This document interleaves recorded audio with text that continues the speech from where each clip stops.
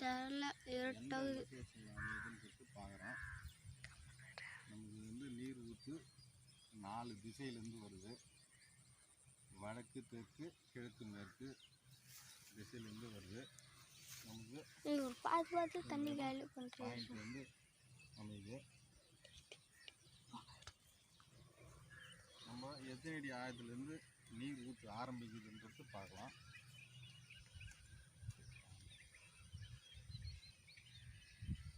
நாற்பது அடி ஆழத்துலேருந்து நீர் ஊற்று ஆரம்பித்து நம்மளுக்கு நில ஊற்று மாரி காமிக்குது.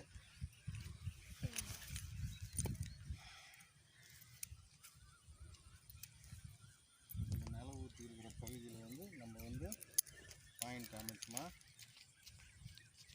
நம்மளுக்கு 3 இன்ச்சு தண்ணி தாராளமாக கிடைக்குது.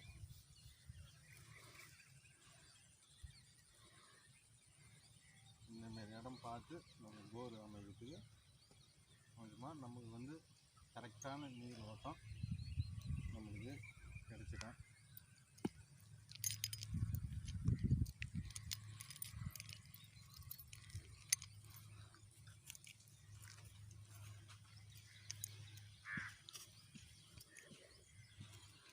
கரெக்டாக இந்த திசை தான் நல்லா தண்ணி ஊற்று காமிக்குது.